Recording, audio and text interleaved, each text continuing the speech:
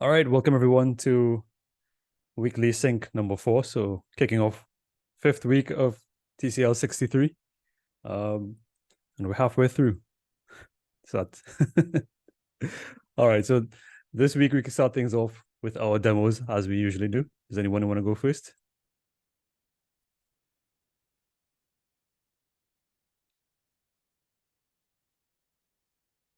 I'm going to ask Aslan if he's ready. We can go first. Yes, sure. So I'm gonna share my screen first. Let's see. Okay.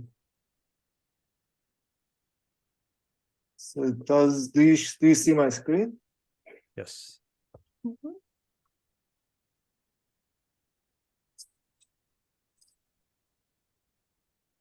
So basically, the issue was to show the user a prompt if the list is empty and tell them to add items in case they don't have anything in the list. And so this was pretty easy to do. Basically, what we have added to the list.jsx is that we check if the data there is a ternary that we check if there is no data included, if there are no items on the list. And in that case, we would tell them that the shopping list is empty. We have also added some user-friendly prompts, such as this friends who shop together, stay together. And then we're also telling them the token so they can share it with others. And then, yes, there's a prompt telling them, encouraging them to share it with friends and family. One more change that we made is that we are also, if I take you to app.jsx, we are also checking that if there is also a token assigned, we are no longer displaying the route to the home page on the bottom nav bar. I think that makes sense because once they have a token, they don't need to go to the home page. So that's all I can share, and I guess Corina will continue on the bug fix. Did I miss anything, Corina? Did I include everything? No, that was perfect. Thank you. Yeah, I'm just gonna say it's already it was in the comments that the requirements that we add something like a button, and we weren't sure if that was there to trick us or just was like a button because button's supposed to change something on the page, and then a link is supposed to take you to a different page or outside a given page. So that's why we chose nav link. Also added just a little bit of styling here, not too much, just to give it some love till we get back to styling. It's a nice touch. Yeah. Okay, so I will talk about the token input bug we are trying to fix. So Yes. before initially, there are a couple of issues, and then we also just wanted to validate the token, not 100%, but so one of the issue we had was like if the user typed the / the app would crash, and that was kind of like a head scratcher for a while. And the problem is that the / is a path delineator in Firebase, and I'm assuming probably not other databases as well. So if we type like an empty / the Firebase will interpret that as, oh, you're supposed to give me a collection, you're not giving me a collection, but you're putting the / there, and then now you're trying me to give me a document inside that collection. So that's considered like a syntax error. And that's why the app would crash versus maybe not putting anything in the token input. But that's a state which Firebase can handle graciously in the sense that it receives that information saying, okay, there's no token that has this name, even if it's like an empty name. Okay, so our initial fix, so we end up with two versions. So the initial version, we actually work with the Firebase JS component, not component, I'm sorry, file, where we have the use shopping list function. And that function returns when the input where the list ID is null. And then we added, so this would be line 28. We also added a condition that would return if it sees a /. Okay, so that was our initial solution to the / problem. And then we realized that, wait a minute, if it sees that /, that means it sees every key that we type in the input.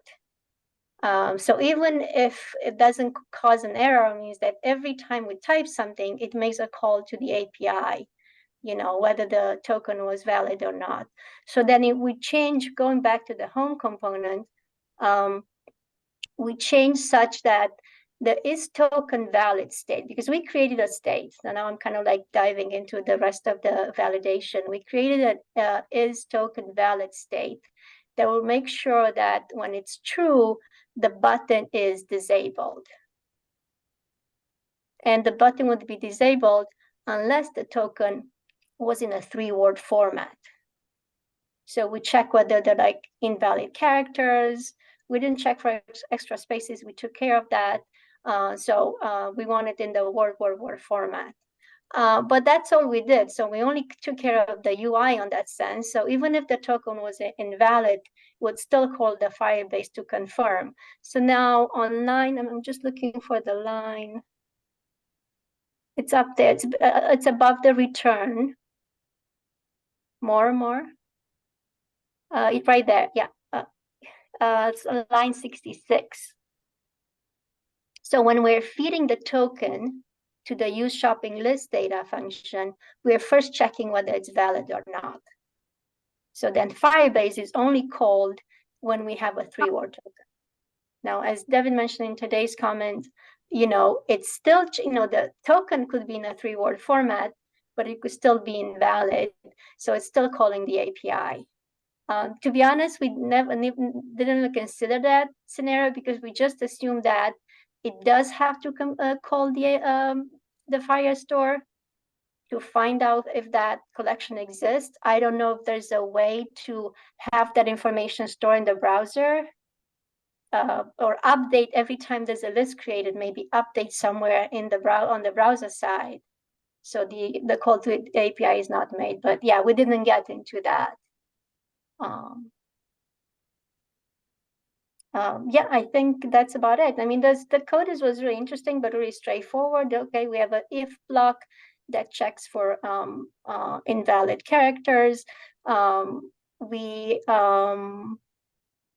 also have a key down function that was just kind of like mostly for accessibility reasons, because as a sighted user, you can see that the button is disabled, and maybe you press enter and you're not sure why is nothing happening. So we want to make sure that the error message is displayed, and then because of ARIA live attribute, that message is also going to be read aloud. I can tell you also where we failed because I already love that, and we'll think about later. And that's something I'm working on. If you use a screen reader, you'll notice that, and a tab key, you will notice that when the button is disabled, it's being skipped. Because by using the disabled attribute that HTML has, that completely disables also, focus on the button. And so I've been trying to figure out, you know, how can I undo that? And I think the only way to do it is not to use disable as an attribute, and use JavaScript to enable and disable the button, and then use ARIA disable to announce it to screen reader user that the button is disabled, and then use CSS to show sighted user that's disabled, if that makes sense. Anyway, so that's something we weren't able to achieve yet.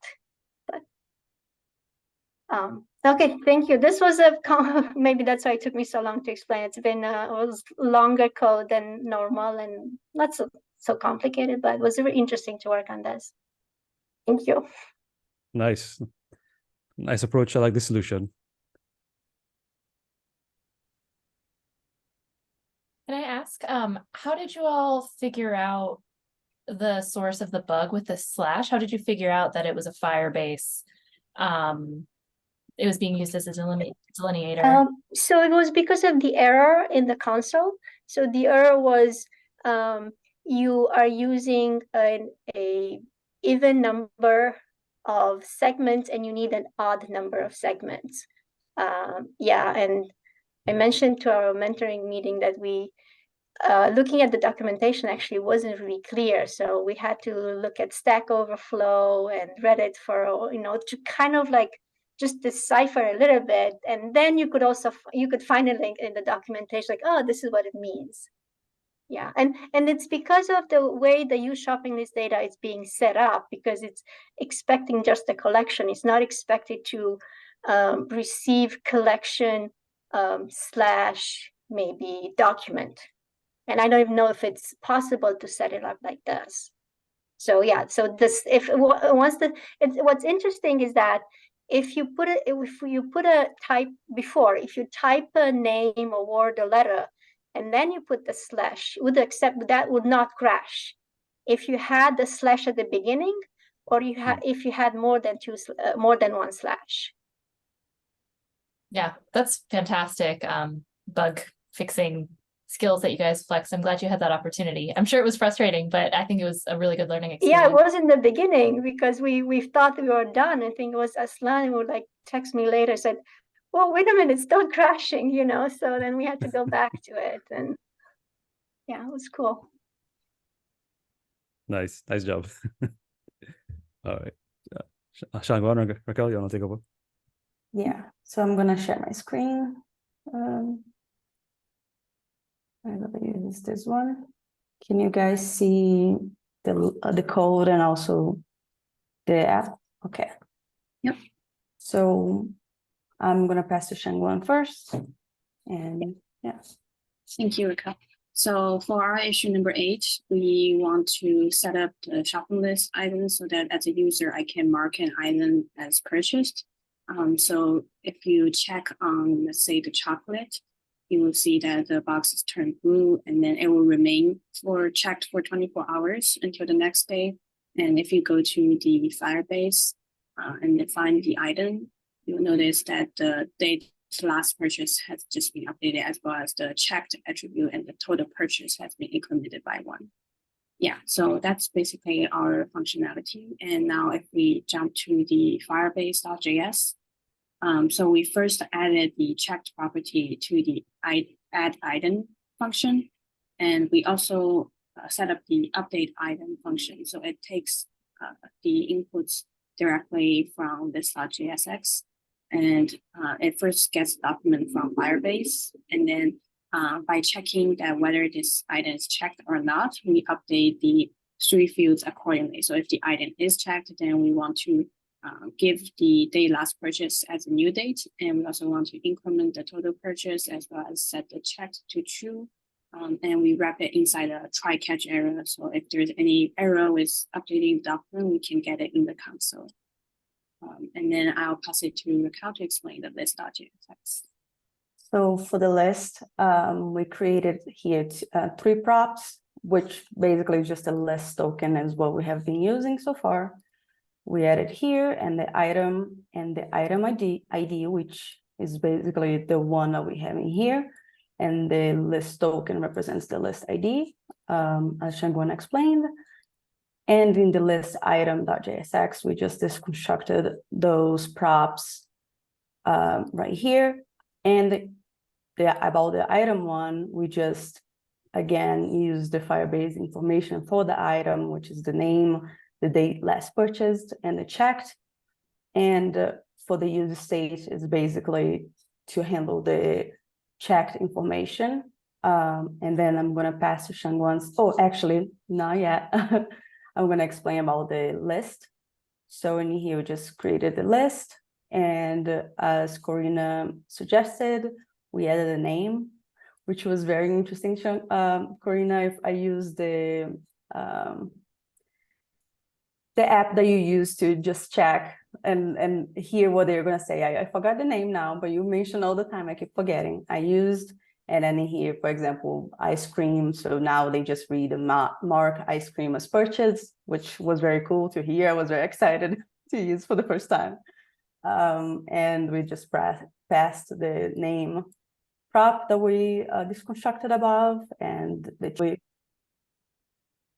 as we mentioned, the is purchased, we set over here, and then the on change, we created the handle change function. And now I'm gonna pass to Shangwan so she can explain about these two situations here.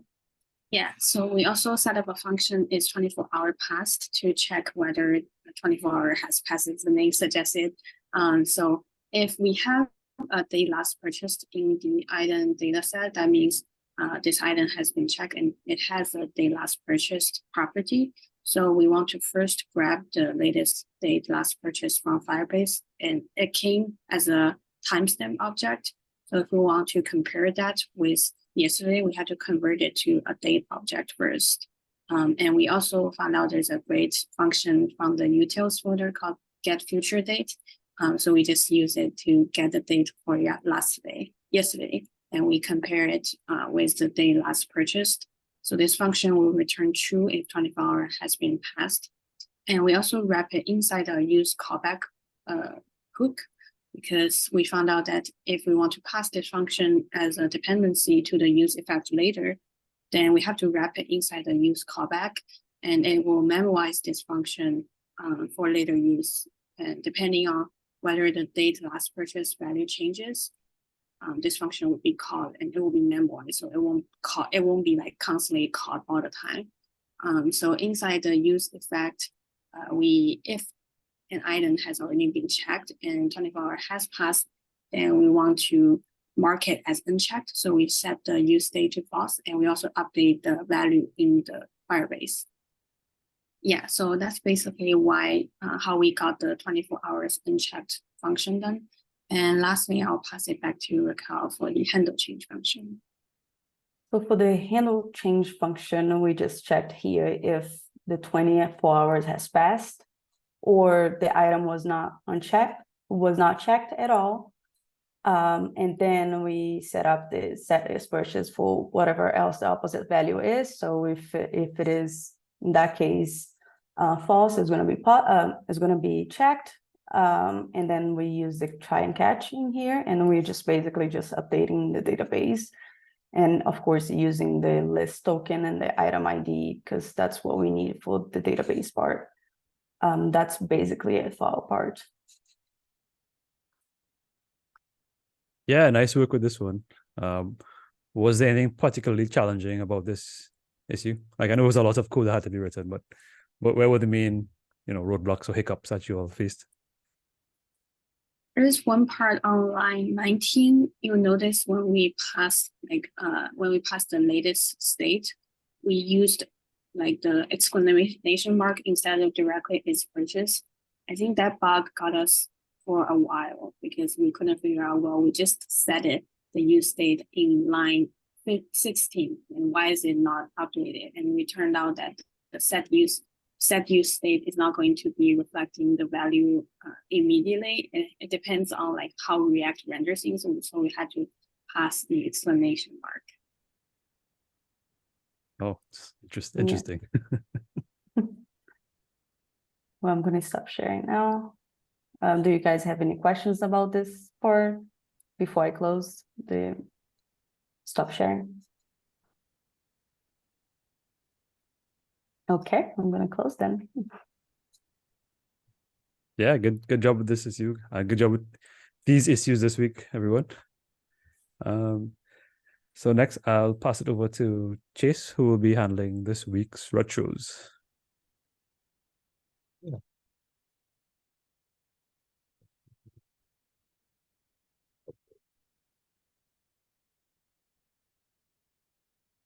Here's our retro board for this week. We posted in the chat real fast as well. All right, so first, it's usually best to kind of review our retro from last time and go to our action items column and see if we've completed kind of all of our action items that we had noted for last time. Looks like our action item from last time is try a positive affirmation. Did anyone try a positive affirmation in the last couple of weeks?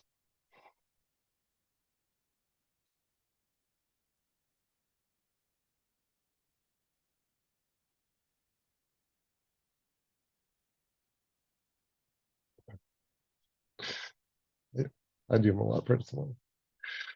All right.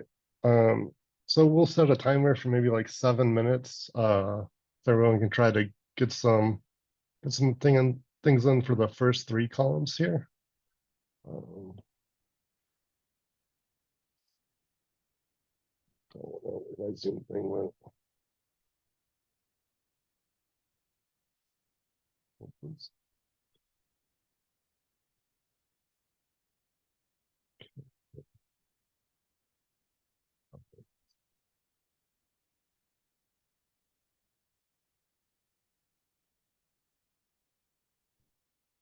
I'll set a 7-minute timer starting now. All right.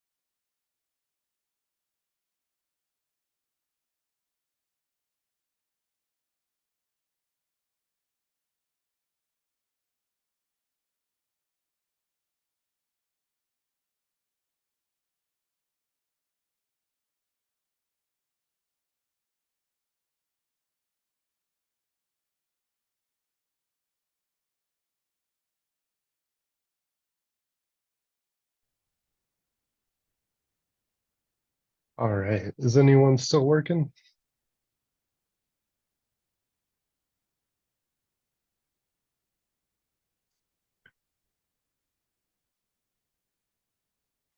All right, awesome. We want to read through first these appreciations.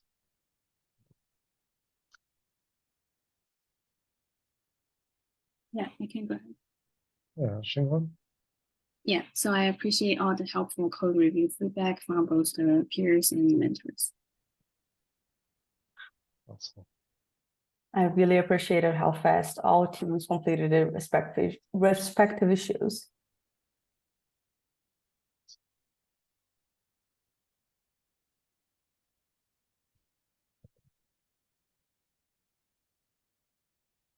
Yeah, awesome. Aslan, do you want to read yours? Sorry, my mic was silent. I appreciate the resources, podcasts, experiences, and everything that everyone generously shares every time we meet and talk. I appreciated our conversation on Wednesday. It was very nice. All mine are without my initials. I completely forgot. So I appreciated the diversity of tasks and how they challenge us, both when we code, when we solve our own issue, but also when we have to review the other team's code. And this is something that's true for every week, I would say. I said that I appreciate the consistent positive attitude I see from all the members of our team, including our mentors. It really helps to develop a culture of trust that enables us all to learn and grow in a safe environment. I wrote that I appreciate the effort everyone is putting in on features each week and how amazing the project is coming along. Yeah, and I appreciate the enthusiasm of the entire team and also how considerate we are about accessibility for this project. I feel like it's really raised the bar for this whole thing. Awesome. All right, let's go through what went well these last 2 weeks. So I said that I'm really impressed with how well this team handles differences of opinions.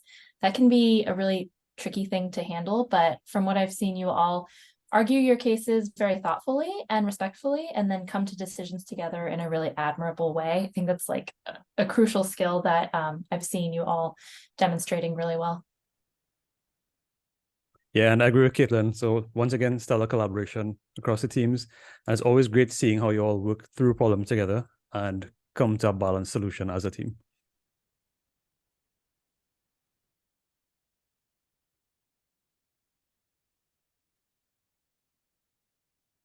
This next one, I believe Karina. Sorry, I was muted. That was me. Now I have oh, okay, it's gone. I had this warning that I was muted and I couldn't see. For me, it's more like a technical appreciation, but it's the first time I realize, and I know, especially when I coded with Shangguan, like she really makes good use of the console log. But for me, this was like an eye opener, the importance of using the console as a guide has made a big difference in the way we solved one of the issues this week. So.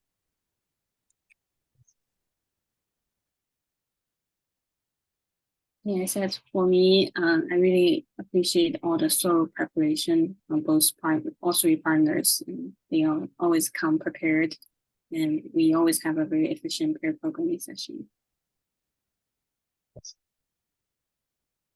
I've said this before, but it is very true that this team's technical communication skills are amazing.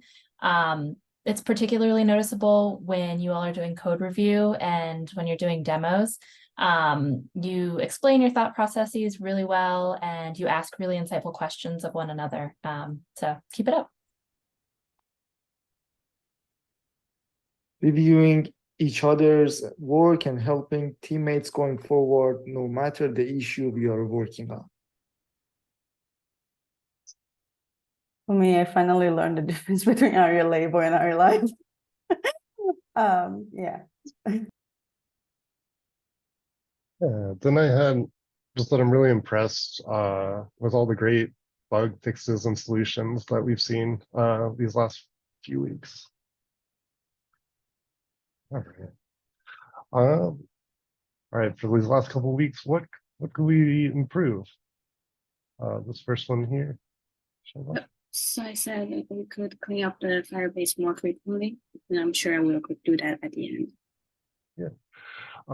Do we want to make an action item here to actually clean up the Firebase? Is that important for us? Yeah, I think that's a good idea. So let's.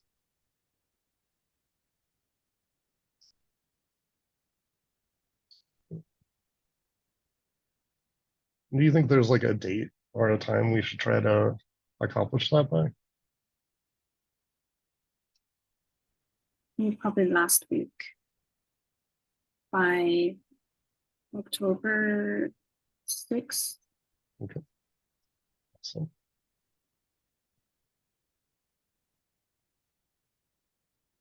All right. We have this next. What could be improved? Yeah, I was adding, rework some of the comments where applicable, so now we have like a block of code and there's a comment from different iterations for each line. And sometime because we rework some of the code within that block, but we necessarily didn't change the comment. So maybe that's something we'll do at the end also, to keep that in mind. Because it looks now there's like probably more comments than code, and it's a bit overwhelming, and it gets harder and harder to read the code. Because sometimes you're looking at the component and you want to have an idea, okay, well, what's happening, and it's just like, at least I find it distracted, and to be honest, like when I work, sometimes I just delete all the comments and then like redo again just to see the code. So I'm not sure if that's in the planning at the end when we clean up the code or not, but I just wanted to mention that. Yeah, should we add that as an action item as well to make sure we get that done at some point? Wait, can I just drag this over? Oh, that was easier. Okay.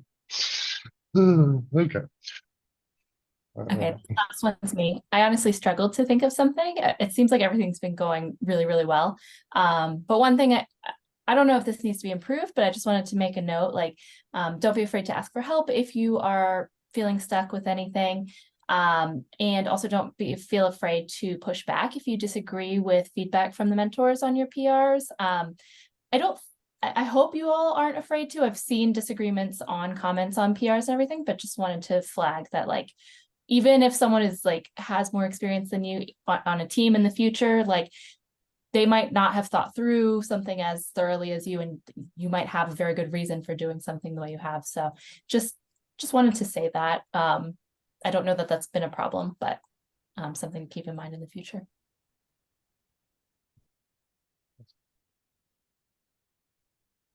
All right. Awesome last couple of weeks, everyone.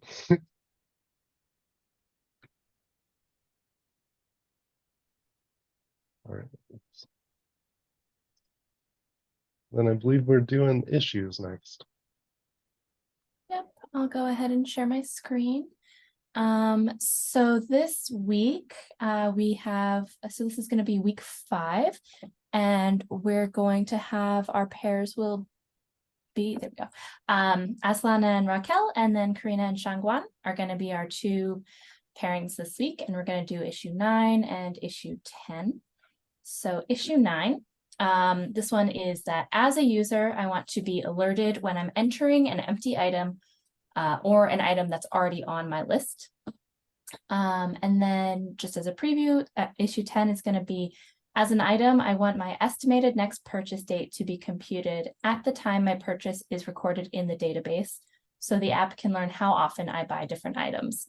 So we're really starting to add that like smart part of our smart shopping list, building off of what we've been working on so far. So let's look through issue 9. So the summary says that users shouldn't be able to add an empty item to their list or add the same item twice. If they try to do this, we need to show them an error message that explains the problem. This way we'll prevent some clutter in their lists. So we've already done a little bit of work with error messages. So this is going to be another kind of piece of that, just to keep our database clean, kind of to the point that was brought up in retro. And so our acceptance criteria are going to be that we should show an error message if the user tries to submit an empty item. And we should also show an error message if the user tries to submit a new item that is identical to an existing name. For instance, if the list contains apples and the user adds apples, then they should see an error message. And we should also show an error message if the user tries to submit a new item that matches an existing name with punctuation and casing normalized. So for instance, if the list contains apples and the user adds apples with like random capitalization, or apples, which is the same one here, or with spacing randomly in the middle. So like ice cream as 2 words versus as 1 word. All of those should be considered the same thing. But like if the list contains apples and the user tries to add apple, that should be fine because it's not going to be hitting any of these acceptance criteria. And then finally, the user's original input should be saved to the database as we currently are doing. And then there are a couple ways to approach this task if you're not sure how to begin. Again, like I just said, ask your mentors for advice. Don't be afraid if you're feeling kind of stuck or not sure how to proceed. Any questions about this issue? So the issue, what I'm seeing is that we're going to use the update item, I think, the one we just created this week, to update in the database. Cool. I believe so, yeah. Indeed. Any other questions or comments? All right, let's go ahead and look at issue 10, and then we'll figure out who is doing what this week. So issue 10, again, this is when we're going to start doing some figuring out the next purchase date at the time that the user is interacting with the list. So the summary is that in order to advise users about when to purchase things, the app needs to be able to calculate that guess and store it as a future date. So the calculate estimate function from the utils module will help us know how many days in the future a purchase should happen. In order to use calculate estimate, we need to know how many days have passed since the time the item was last purchased. So we're kind of like gauging our estimate based on the frequency that they have been purchasing. So we need to know how many days it's been, and then we can kind of use that information to estimate their next purchase date, if that makes sense. So the acceptance criteria here is that, first of all, when the user purchases an item, that item's date next purchase property is calculated using the calculate estimate function and saved to the Firestore database. So again, calculate estimate, you don't need to write yourself, but we're going to use that to help us update this property. And then date next purchased is saved as a date, not a number. And the other acceptance criteria is that a get days between dates function is exported from utils/dates.js and imported into API /firebase.js. This function takes 2 JavaScript dates and returns the number of days that have passed between them. So yeah, we're going to be working with dates, which can sometimes be a little bit tricky. Just be warned, you might run into issues. So again, don't be afraid to ask questions if you get confused. There are quite a few notes for this issue. I'm not going to read through all of them right now, but be sure to read this before you get started working on this issue. There's a call out about timestamps and kind of a link to some of the docs that might be useful to you, and some notes about calculating time between JavaScript dates and calculating the next purchase date. So this one is going to be, lots of work with dates. And then the previous one, again, we're going to be kind of validating data a little bit. So again, our pairs this, oh, sorry, any questions about issue 10 or comments?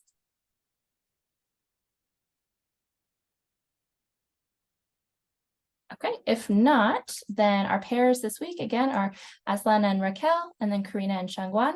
Does either pair have a preference for one of these issues? Kangguan, we worked on add item a couple of weeks ago. Would you be interested to kind of like in issue 9? Because I know we discussed some of the stuff back then. And only if you're interested. I have no real preference, but I was thinking it would be nice to go back at it 2 Yeah, weeks me too. later. I also think issue 9 is your strongest, especially it deals with the error message and everything. Your accessibility expertise will play a big role. Oh, I completely failed this last week, so don't mention that now. I'm just I kind don't of think like you completely failed. no, but that disable button that's been haunting me. So anyway, I'll come up with a solution, I promise. But Okay, sounds good. So you guys claimed this one, which means that issue 10 is gonna be Raquel and Aslam. Is that okay with you two? Yeah, it is fine. It's good. It's going to be a good learning for me because I'm creating a project. I'm using a calendar and it's killing me. So it might be Oh, helpful. good. Perfect. This will be, yeah, dates. As you gain experience as a developer, you'll learn to hate dates. So this is good experience. Just for the little experience I'm having, I'm already having a lot of headache about it. Yeah. Yeah. Don't get a developer started on like daylight savings time. Just it's a touchy subject for a lot of people. Okay, wonderful. Any other like questions or comments about these issues? Question about issue 9 is, are we allowed to install any external packages that that displays the error message better from a UI standpoint? Yeah. Devin, did you have thoughts on that? Not really. I mean, I guess if it's something that helps. Yeah, I've seen other Yeah. teams use external libraries. Just make sure that you're not getting too bogged down on the styling of everything. Again, because that'll be a future issue. But yeah, if you have a way that's easier to display that with minimal effort on the styling end, then yeah, I think that's fine. I think the only issue would be again accessibility, and if we are allowed to add attributes to, because again, I never use the library in that sense, but I know those are the complaints about. So yeah, but we'll try, you know. Yeah, So we'll try. Yeah, and you can also research and figure out like, you know, what options would be best, or if it's better to just do it, you know, code it yourself. But yeah, there's no rule against that for sure. Cool. All right, let me stop sharing my screen. And yeah, Devin, was there anything else we wanted to talk about today? I don't think so. Was there any other issues that you all faced this week? Like I know that bug was an extra bit of a challenge. But were there any other issues that you all faced this week, or any questions or concerns that you had?